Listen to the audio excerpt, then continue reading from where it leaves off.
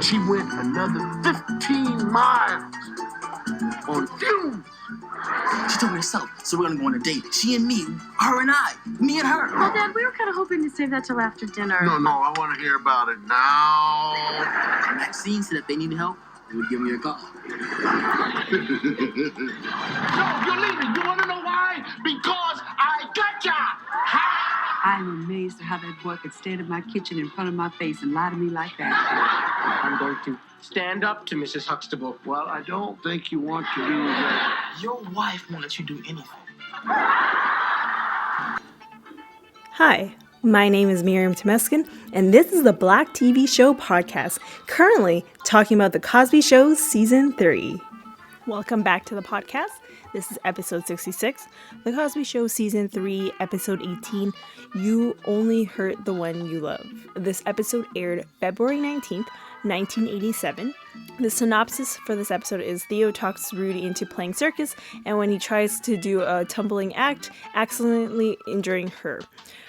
So we start off with Rudy is pouring out cereal. You know, I remember back in the days when I used to eat cereal, because it's been like I feel like it's been over a year now that the last time I've had cereal. But when I was a kid, they had those cereals where you have like a prize inside of it. So it's so exciting. And I've never done what Rudy did, but that's what my mindset would be if, you know, my parents weren't watching over the food and the cereal itself. So basically we find out that there is free packet of Snappers candy. Don't know if that's an actual candy, but we all have experienced this at some point when we were kids, where there would be a prize or candy or something in that cereal box. And so instead of waiting to finish the cereal, she pours it out and to find the Snappers.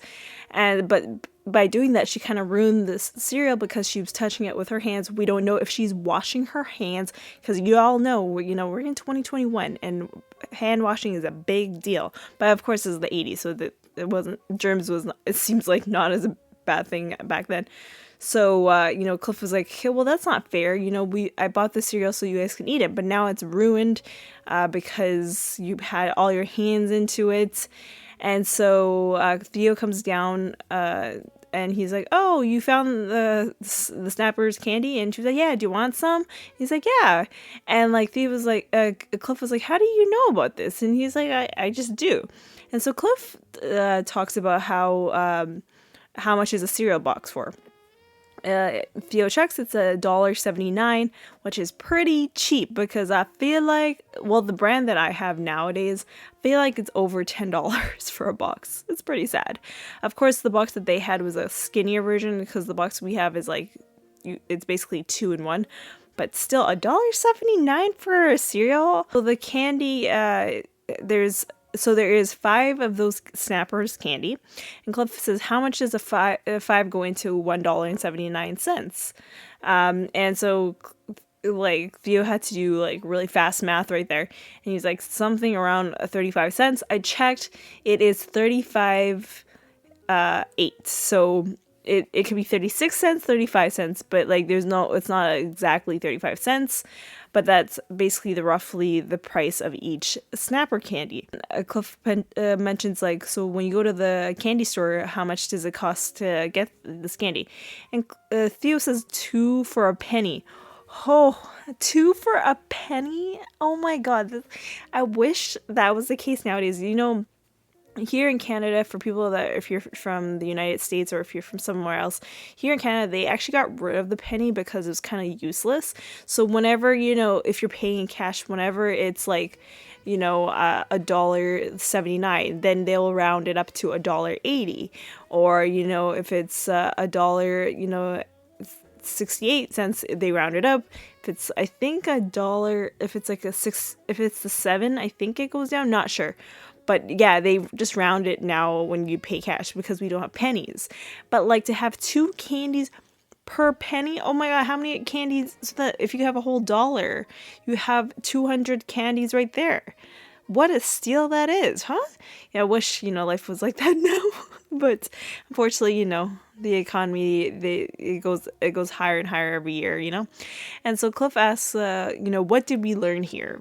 Basically, I know what they learned. They learned that they should just go to the candy store and buy these candies instead of wasting a cereal that they probably will not eat. It seems to me, because now that Rudy touched with her hands, no one's gonna eat it. So they wasted $1.79. They should have just gone to the candy store to get the candies for a cheaper price. But for them, they were like, I don't know, what did we learn? We don't know. And so the phone rings and Cliff goes to get the phone, and Rudy asks if Theo can play with her, and he was like, no, it's Saturday, it's my day off. She's like, I could give you all my snappers, and he's like, okay, well, I'll, you don't need to give me all, I just need 3. And so then they leave the room, or leave the kitchen. And so Cliff is on the phone with someone at the hospital. They're apparently cutting 30 people from the staff. Claire comes in to hearing this conversation on the phone. And by the way, this is, I think, officially, it seems like the first episode we're seeing Claire with her stomach just plain out. They're not hiding it. I think that's the case, because the last episode, as I said, I don't know if they pre-recorded it at some point or they recorded it after she delivered. I'm not sure, but this is the first episode that we're actually seeing her in just normal clothes, no props to hide it. So just wanted to let you know on that. And so Cliff was talking about, the main problem is that they're cutting Mrs. Granger, who is a cleaning lady that cleans the doctor lounge and leaves cookies for Cliff, and then also leaves apples whenever he gains weight. And Claire says, oh, I would love to hear the rest of this, but I gotta go to the office. And when she's about to leave, she sees the full bowl of cereal, and she's like, how dare you, Cliff? This cereal is for the children. Like, I know you're trying to get that candy. And Cliff was like, what? Like, this is not my fault. And so she leaves, and we cut to the next scene, and it's later on, and Vanessa's reading a book, so it looks like she's studying. I'm assuming. I couldn't read what it said. It doesn't seem like a normal book. I think it's like an actual textbook. Who just randomly reads textbooks? For me, like, when I read textbooks, I have to write notes down in order to learn the stuff. For me to just read a textbook, I don't know if I could do that. But anyways, Rudy and Theo come into the living room. They're playing tag. They're making a lot of noise. And, Vanessa points out, we shouldn't be playing in this house. And Theo was like, okay, fine. We don't want to be around this Debbie Downer anyways. So let's just go to my room. And so they leave. And Cliff comes home with a whole lot of groceries. He had to take 2 trips in, it seems like. And Vanessa's just focusing on her book. And Cliff was like, Vanessa? I need help. And she's like, oh, sorry. Okay, so then she gets the 3 other bags. And so then she brings it into the kitchen. And then she's about to leave. And Cliff was like, Vanessa? And she's like, oh, sorry. And she had to unpack the groceries. I'm that type of person. I'm sorry. You gotta tell me to do something in order to do something. I'm that person that brings in the groceries to the kitchen, but then doesn't unpack it. Like, I just let it be like how it is. So I'm in the same position as what Vanessa would have done. I don't know. The thing is with me, it's just like, you gotta tell me you want me to unpack the groceries, because sometimes certain people like their groceries in a certain way in their fridge, in their cabinets. I can't deal with people that have certain things in certain places, so I rather just let it be. I'll help with the heavy lifting, but I ain't helping, unpacking. But if you tell me to, then I will do it. And while they're doing this, we hear a huge scream, and it's Rudy from Theo's room, and she's starting to cry. You can hear that. And so we cut to Theo's room, and she fell. And Vanessa says, you look horrible, or I guess she looks terrible. Or off. I think she used the word awful. She looks awful. And Cliff was like, thanks for ruining, basically. And then Rudy says, she wants to see a doctor. And Cliff was like, I am a doctor. And she was like, no, you're daddy. And she wants Claire. It's hard in that case. When I was thinking about that, I was thinking about there was a situation at some point. I can't even remember when this was. This is in 2021, this year.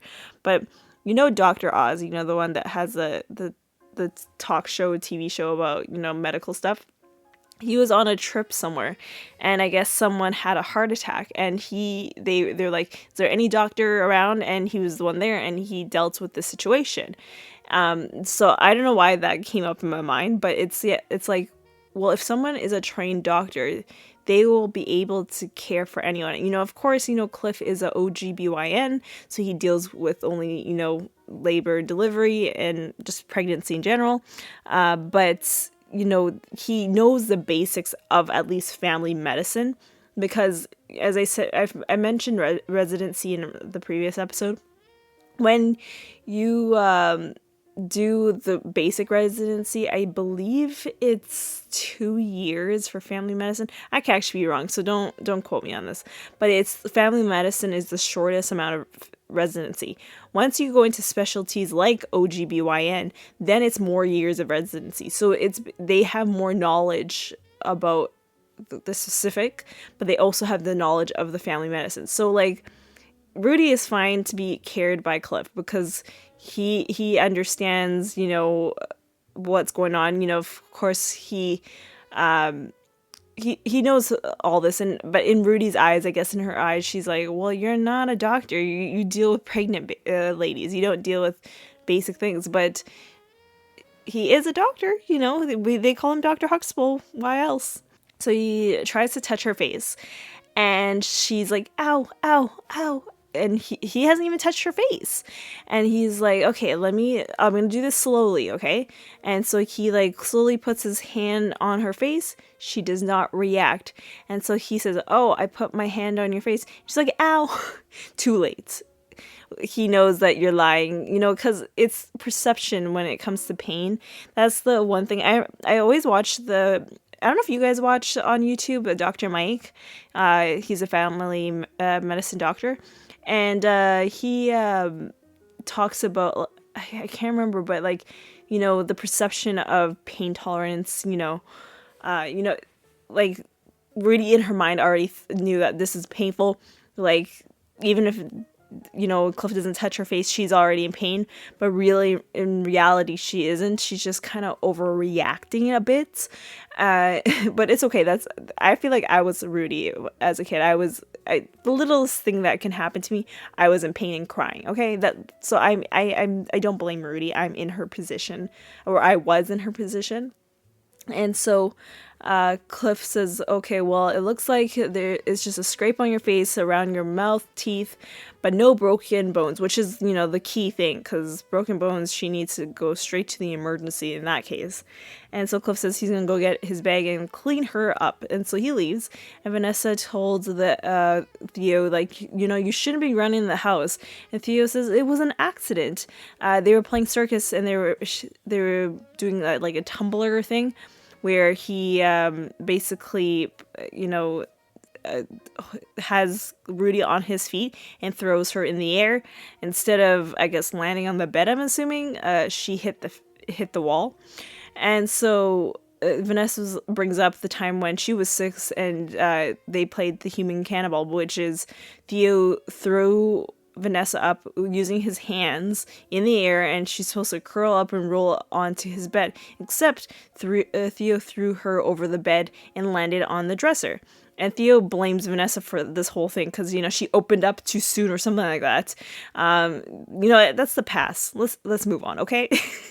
And so Theo says, okay, well, we need to make an excuse because we know that, Cliff is going to say what happened, and they don't want to get in trouble because the last time they did that human cannibal, they got in trouble for 2 weeks, or I guess grounded for 2 weeks. And Rudy's like, I don't want to get in trouble. And so Theo's plan is when Cliff asks Rudy what's wrong, what happened, Rudy will say she reached for a book, fell off the bed, and her face hit the barbells. And so Cliff comes in and comes back and treats her and all of a sudden asks that question, what happened? And Rudy says she slipped on a book and hit her head on the shoe. And Cliff is just like, huh? Well, I don't understand. And he looks confused and looks at Theo. And you know what's crazy is, like, he didn't continue asking questions. Like, we don't know, because this is the end of the scene, but it's like, we don't know, did he ask more questions or that was it? Because if you leave it at that point, you're like, well, that doesn't make that's not a correct story, and you should probably ask Theo. But let's move on because that is going to come up. So we cut to the next scene where Cliff is napping on the couch in the living room.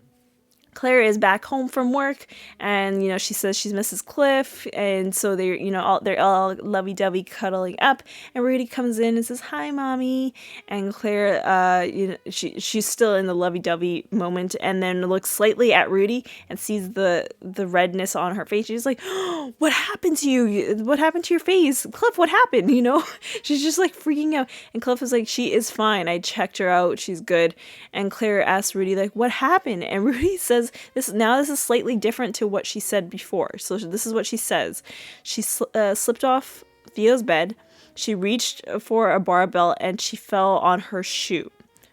So it's a bit different. She added the barbell to this story compared to the one where she said she reached for a book, fell off the bed, and hit her face on the barbell. Or actually, it's similar but not similar at all.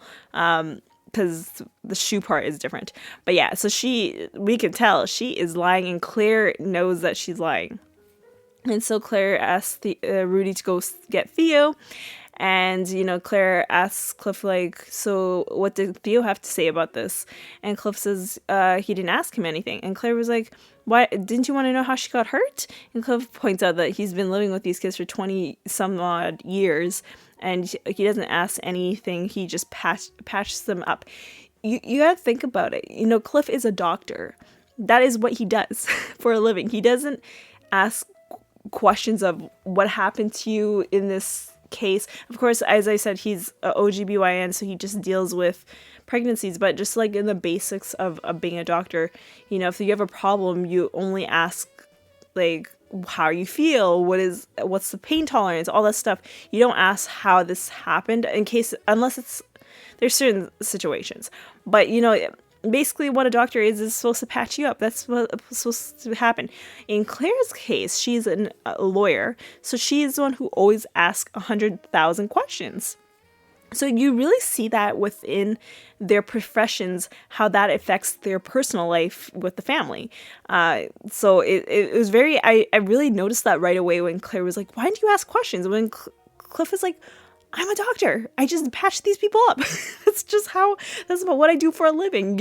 Basically, Claire, you're the one who's supposed to be asking 100,000 questions, okay? And so Theo comes down and, it's question period with Claire. That's what I call this. And so Claire is like, asks, "Is this the result of a human cannibal?" And Theo was like, "No, it's not." And Theo says, he was about to lie. And Claire was like, there's a penalty if you lie. So she right away says, "Yeah, we played circus and I threw Rudy up with my feet and she hit the wall." Claire is in shock. That lawyer part of her is kind of gone at that point. And she's like, she looks at Rudy and says, "You hit the wall?"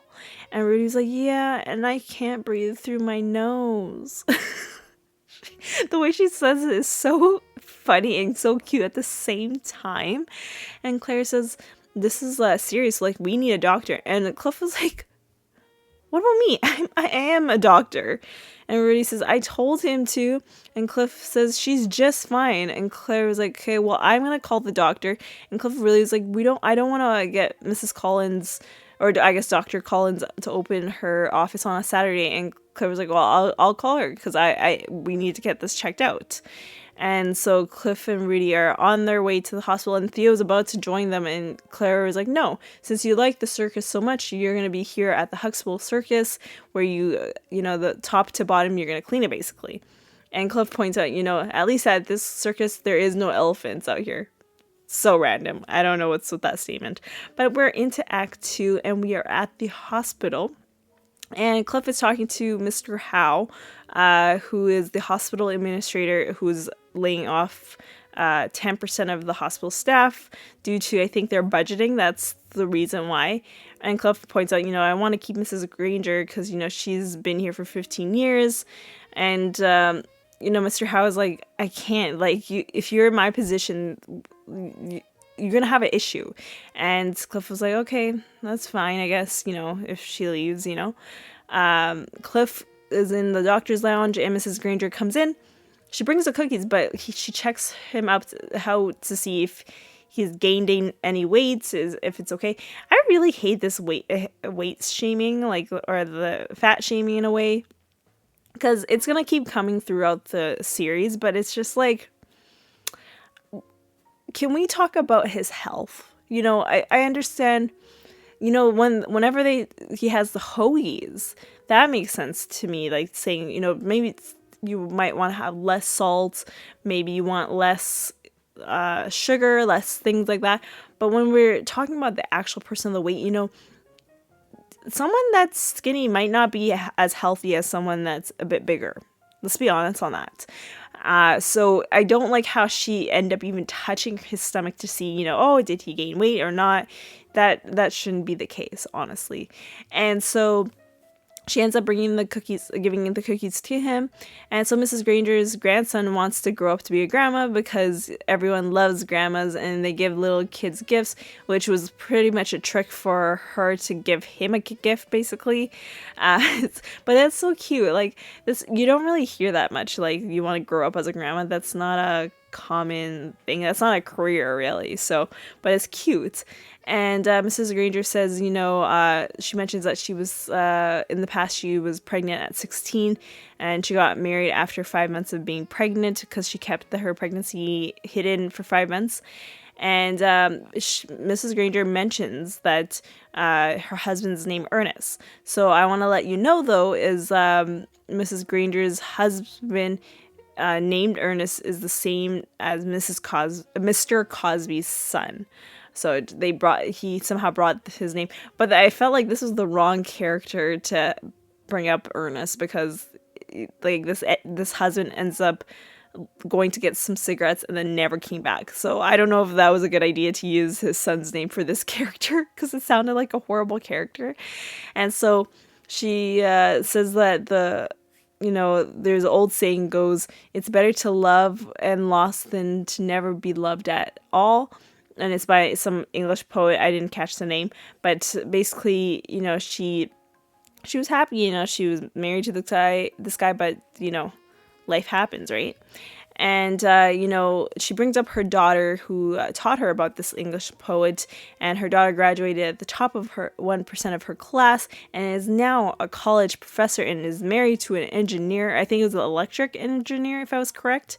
I might be wrong, but Mrs. Granger is going to Miss Cliff. She realized that she was told that she's being laid off, and she says, now that I'm being laid off, I might go back to school. My daughter is willing to pay for me, because since I was able to pay for her going to college. And Cliff was like, wow, good on you. That is amazing. And she's like, I'm not sure, me in college, with all these young people. And he's like, go for it. You got to go for it. And she says, I might will. And we kind of end the scene right there. And a guy comes into the lounge and wants to talk to Cliff. His name is Warren Davidson. He's going to he works in the laundry service, and it's his last day because he's told that he was laid off.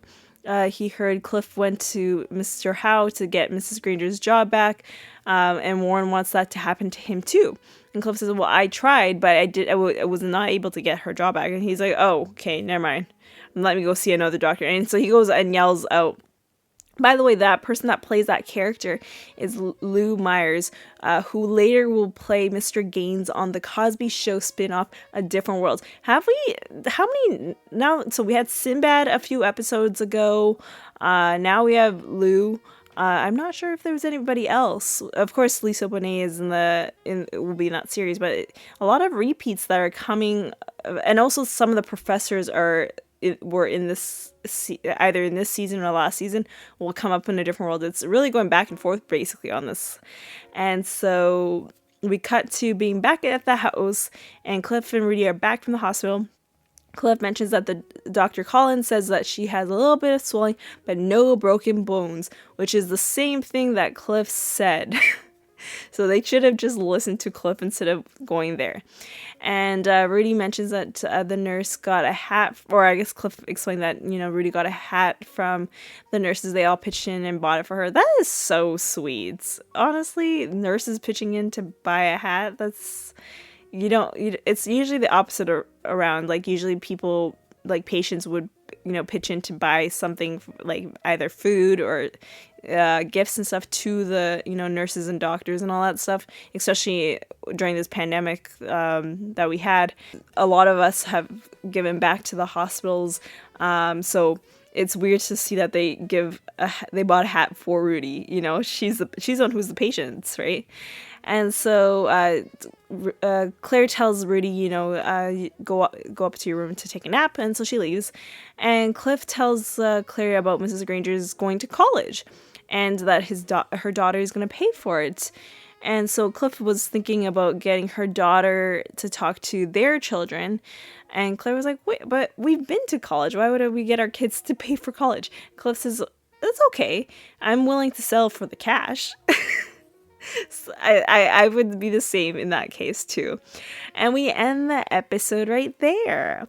And so I want to say that the title of this episode is You're Only Hurt the One You Love. And the title actually comes from based on a song called You Always Hurt the One You Love by Alan Roberts and Doris Fisher. I tried to find this song. There was like other versions of this song by other people. I could not find it. I feel like this might be a song that was like you'd had to have on a cassette and it just didn't play on to being in YouTube or anything. But yeah, that's the title of this episode is based on a song. I love it whenever they do title, like a lot of other shows, they tend to use the title of a show. The episode will be based on a song, based on a movie. We've already saw it at the first episode of season 3. It was based on a TV show. It's kind of cool right there.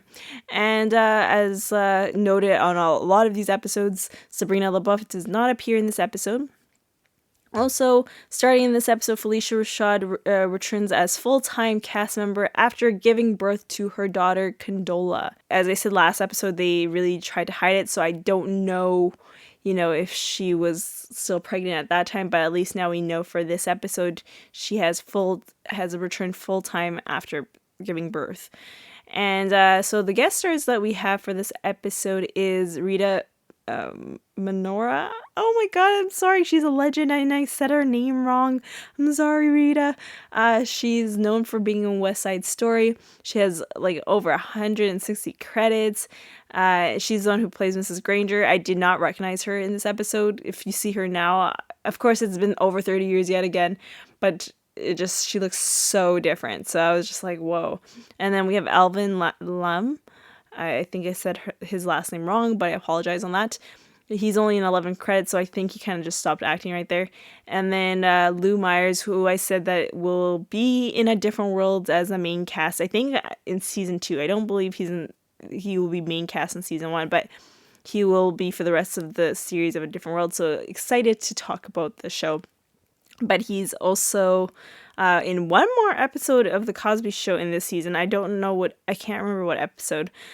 He's also been on the Sinbad Show, Living Single, The Jamie Foxx Show, The Wedding Planner, which is such a good movie with Jennifer Lopez, The Fighting Temptation, another good movie with Beyonce, and the show Eve. And the lesson for this episode is do not throw people in the air without training. If you're like in gymnastics, it's fine, or I guess even if you're in gymnastics, you probably would want to be in a safe space. Just don't throw family members in the air. I think that's the message based on what the experience that Theo has had. And the question I have for you guys is, did you do any dangerous activity with your siblings that landed you in the emergency hospital? Let me know at let me know at Twitter and Instagram using the hashtag YouOnlyHurt. For me, I don't have siblings, so I can't really say I have had experience. I've never broken a bone or anything. I want to hear all your broken bone stories. That might sound interesting. So let me know at Twitter and Instagram. And the next episode is episode 67, The Cosby Show season 3, episode 19, The Shower. And I will see you all on the next one.